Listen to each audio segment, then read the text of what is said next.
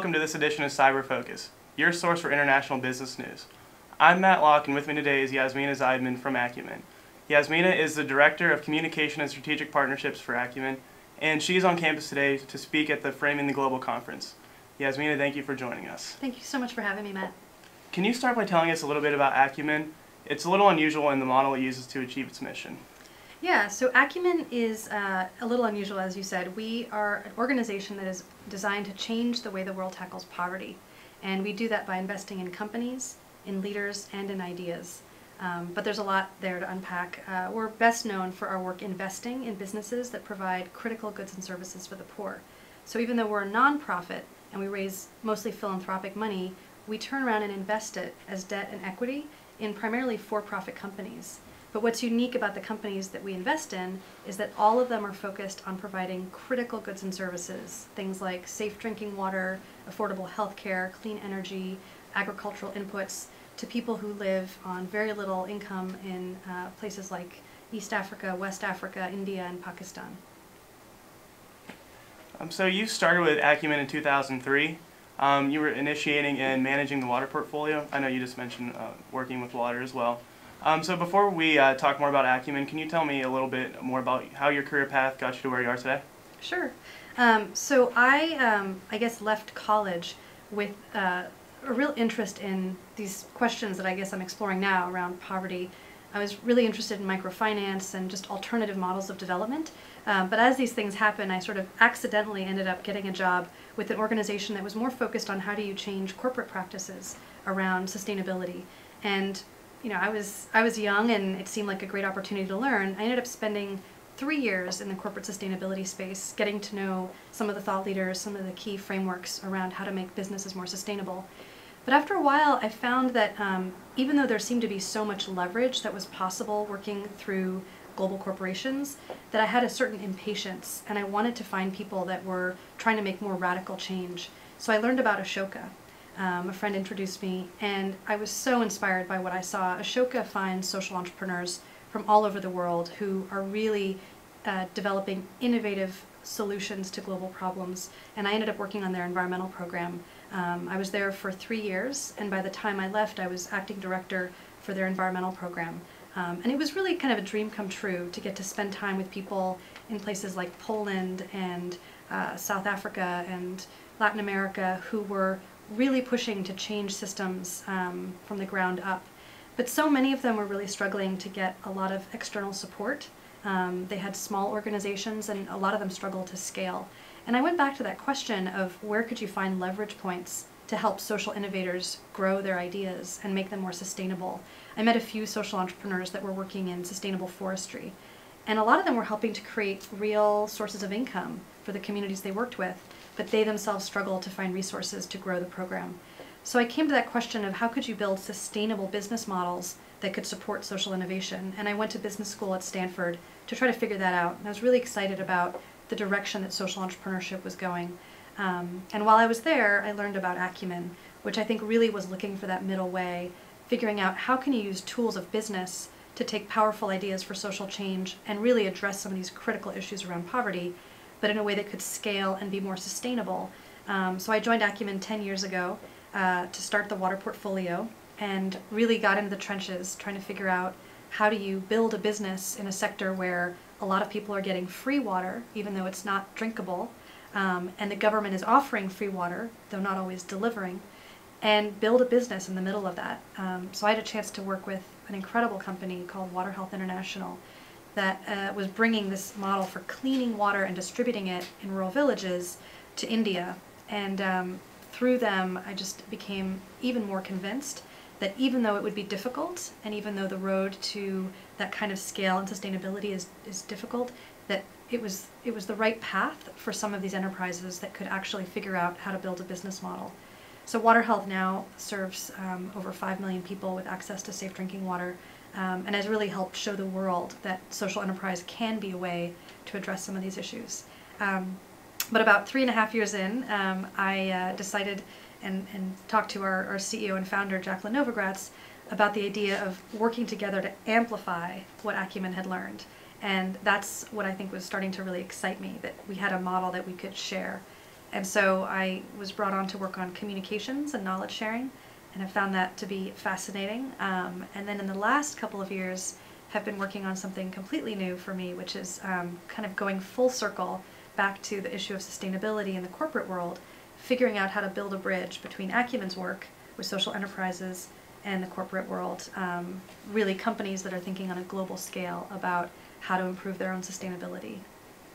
Okay. So going off the idea of sustainability, what advice might you have for students and professionals who are looking to make a difference through their career or work? Yeah, well, I think that the world kind of needs a new definition of sustainability. So it's not just something that you have sort of in the corner of your business or in the corner of your life, that it really is integral to the decisions that you make at every level. I think more and more I'm seeing that young people today are very interested in doing work that has meaning, so they don't have to leave their values at the door when they go to their office.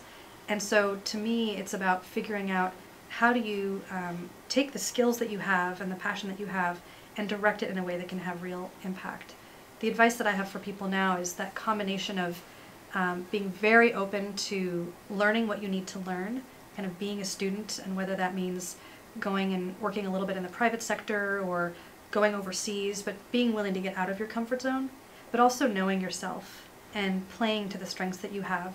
So in our community, whether it's through our Global Fellows program, which recruits kind of emerging leaders who want to be involved in this space, or through our own hiring, or through the social enterprises we work with, there's such a need for a huge array of skill sets. We've got engineers and communications experts and marketing experts and supply chain and product design, kind of everything under the sun. All of those skills are needed, but I think the common denominator is people who really have the passion, the determination, and that kind of moral fiber to pursue this kind of work even when it gets really difficult. Okay. So how has your role at Acumen changed since you took your new position as Director of Communication and Strategic Partnership? Well, you know, I think there's a quote I like by Rilke, an Austrian poet, and he says, "Vow to be always a beginner." And I think every couple of years at Acumen, I have found myself feeling again like a beginner, and I think that's a good thing for me. So in this new role, I think this idea of figuring out where Acumen can partner with leaders in the corporate world, and really companies that are on this journey to bring sustainability into the core of their business is a really exciting opportunity, but it does feel like the beginning of a journey for me as well. Each of these companies has so many different drivers, and even within the company there's different functions, different departments that have different priorities.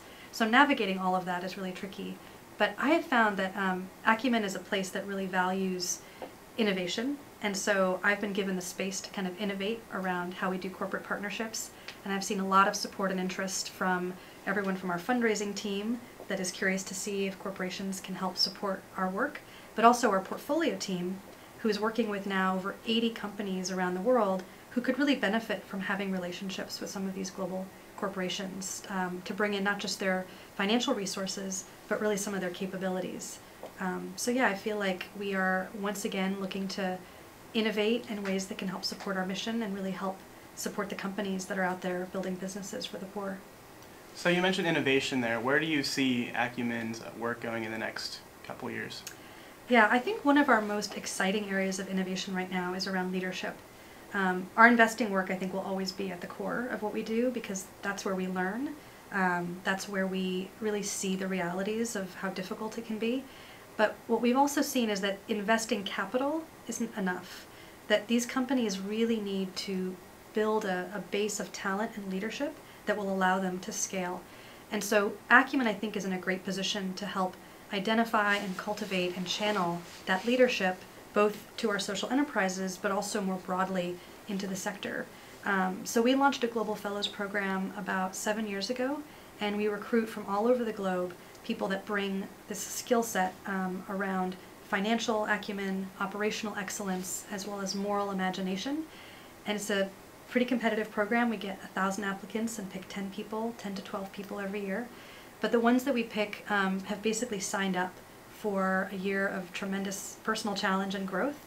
And the ones who've gone through the program have achieved enormous things by working with the entrepreneurs that we invest in, They spend 9 months in the field with entrepreneurs, really helping them tackle critical business issues.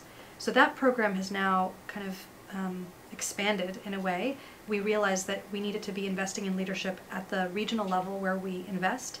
And so we have a regional fellows program that recognizes how many of these emerging leaders are already doing this important social change work.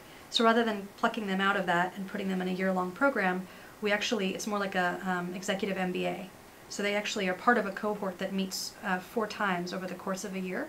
And these regional fellows are extraordinary. One of them has started an enterprise in Kenya that is meant to link artisanal gemstone miners to markets and help improve their livelihoods and their access to markets. And she's, just a really impressive young woman who recognized this need and really went after it in a way that no one else had. So the Regional Fellows Program has been really exciting, but it's still 70 people a year, and the appetite for getting exposure to these leadership principles is really huge, and we decided that we would experiment with some online learning. I know that the Kelley School actually does a lot with online education, and so we're starting to experiment in that area as well and offer leadership curriculum through our online platform. So for anyone who's sort of curious about, what do we mean when we talk about leadership, whether it's sort of leadership principles or customer-centered design or skills around storytelling or financial and operation skills, we're trying to develop the same kind of curriculum that people can tap into online. And we've had now over 20,000 people participate, and we hope to really grow from there. So going back to Acumen's model, how does this relate to traditional philanthropy or venture capitalism? Yeah, so I think we looked at both in a way. Jacqueline Novogratz, who's the founder and CEO, had actually spent time working for Chase Manhattan Bank, and so had looked at the financial sector and how they worked to deploy capital. And she'd also worked in the philanthropic space, particularly around innovation. And I think felt that there was a need for a middle way that could bring the best of both, that could tap into new sources of capital, but also really bring an ethos of creating real opportunity for people that have been left out. And so our feeling is that markets are not enough to solve these problems, and markets have often excluded the poor. But charity also doesn't feel like it's enough. It depends so much on the goodwill of individuals and institutions, and those can shift even though the needs remain. So the idea for Acumen is to find that middle ground by using philanthropic capital that gives us the flexibility to focus on the social mission of a company, but apply it as an investment in an enterprise that's really committed to achieving financial sustainability. The difference is that these companies, because they're in emerging markets, they serve low-income customers, and they're often using an innovative business model and possibly an innovative technology at the same time. There's a lot of risk. And so we feel like we're uniquely positioned to invest at that moment when these ideas have the possibility of becoming something, but are still a little bit before being ready for commercial investment, and sometimes a lot before being ready for commercial investment. So since we started in 2001, we've invested almost $90 million in about 80 companies. The companies are all in either Pakistan or India or East or West Africa, and we just are opening a new office soon in Latin America. And they're concentrating on issues in the health sector, in education, housing, safe drinking water and sanitation, agriculture, and energy. And in fact, energy has been one of our fastest growing portfolios. We're seeing huge potential for people to gain access to energy in ways that they're willing to pay for. And other sectors we work in are really challenging. But across the board, the companies have served over 115 million people with some product or service. They've created over 60,000 jobs. And we feel that a percentage of them, probably about 10%, have gotten big enough that they're not only achieving financial viability, but they're starting to change the way people think about solving the problem.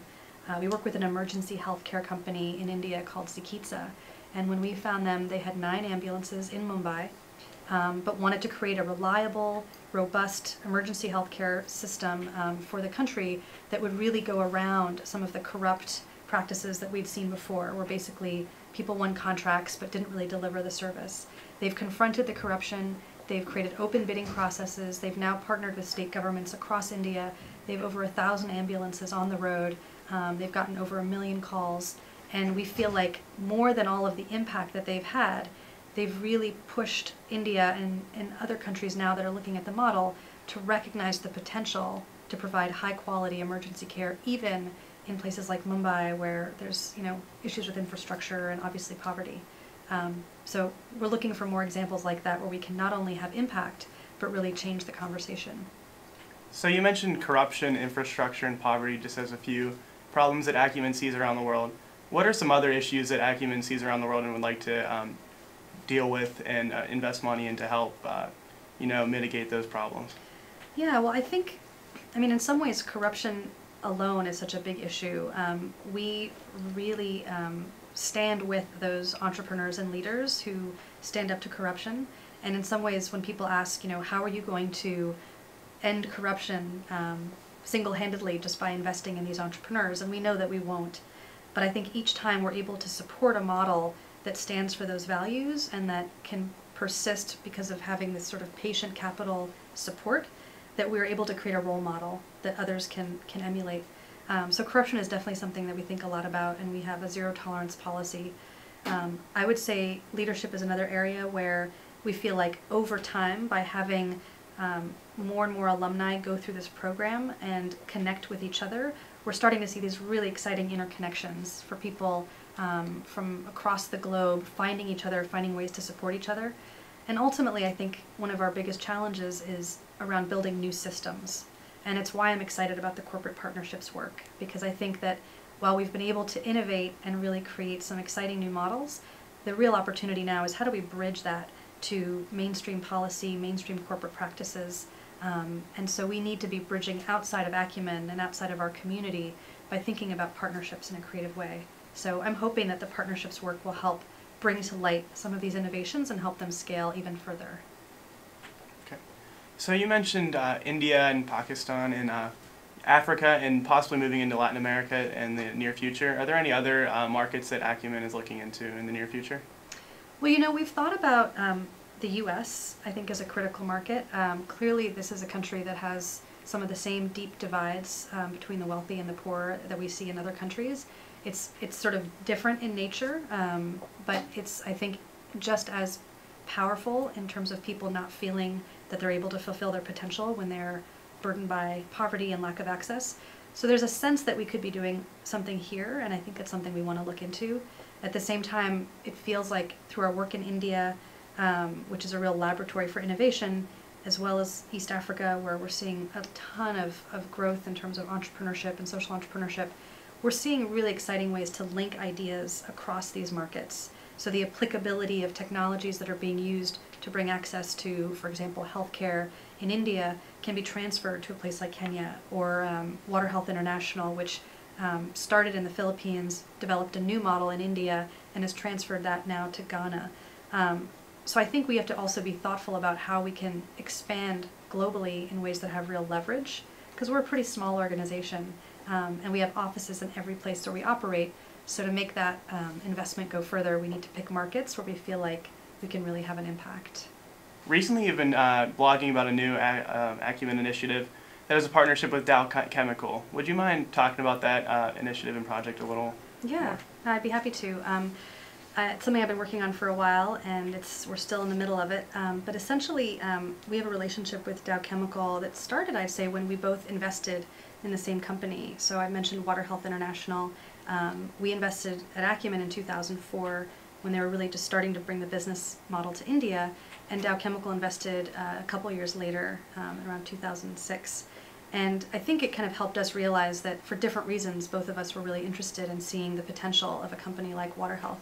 So we were sort of talking about ways that we could learn from each other based on this shared interest, and decided to partner in different ways kind of over the years. They've come to our events and spoken to our fellows and supported our work in different ways, and I've presented to their team, and there was a lot of really interesting exchange. But about a year and a half ago, we decided we wanted to do something that would kind of step up the game. And they were very clear that what would excite them is having a chance to bring some of their capabilities as a company to the social enterprises in our portfolio.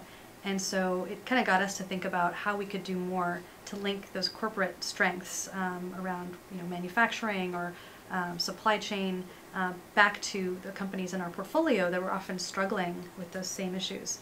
So we developed something called the Technical Assistance Initiative, and decided that we would kick it off together at the Clinton Global Initiative, which was a great event where people are really focused on making these sorts of commitments together.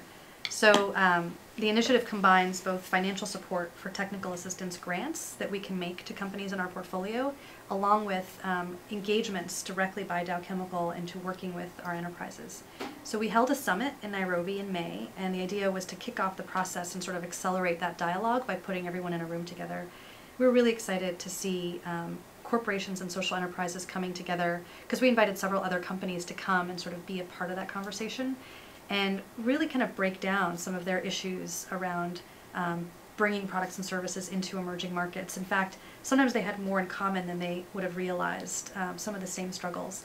But certainly the social enterprises were dealing with some things that the corporations could clearly help them with, whether, again, it was around financing or supply chain or management systems.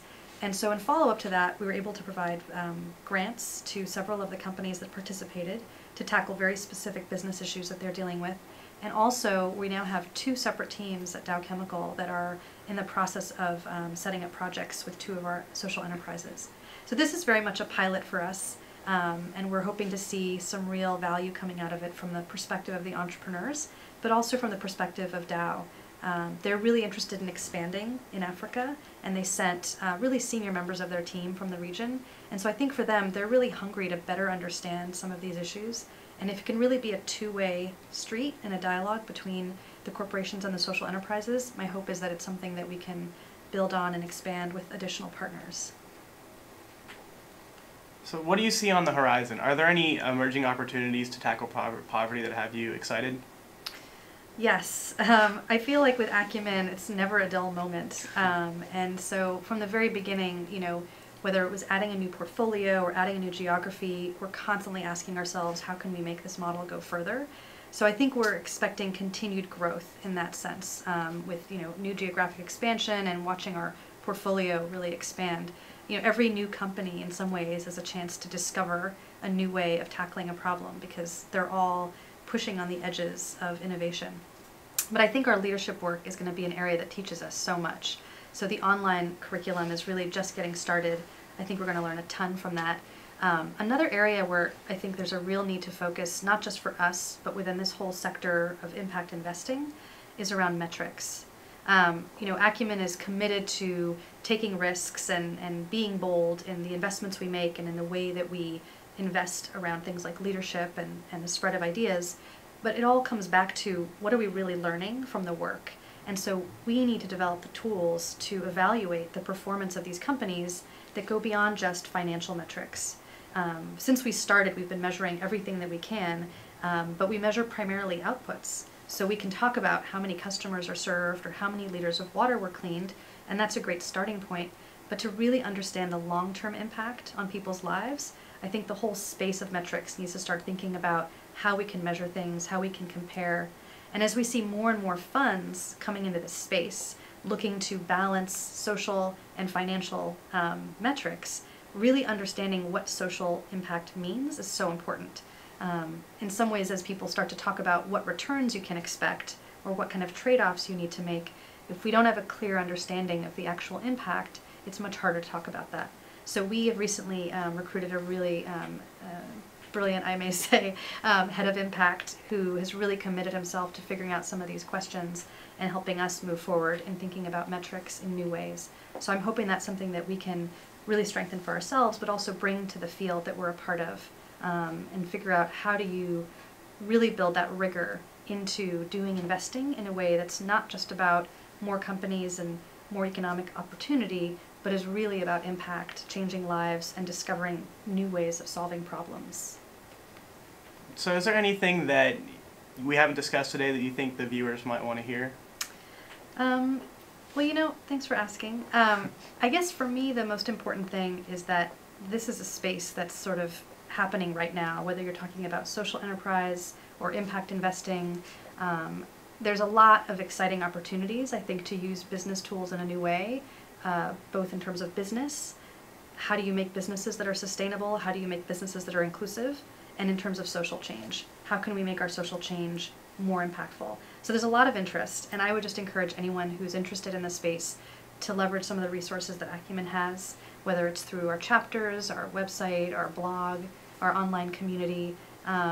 There's so much material out there on this space, reports that have been written, research that's been done, events, and I think it's really a wide open space. People don't have to have years and years of experience to find their way in. We're seeing young people involved as entrepreneurs, involved as investors, and so I feel like people should really dive in with both feet, and hopefully Acumen can be a resource to them. All right, well, thank you for Ms. Zaidman for joining us today and speaking with us. Thank you so much for having me. And thank you to the Kelley Institute for Social Impact and the Global Change Center for bringing Ms. Zaidman to campus. That's all for this edition of CIBER Focus. If you have any comments or suggestions for future topics, you can send an email to ciber@indiana.edu.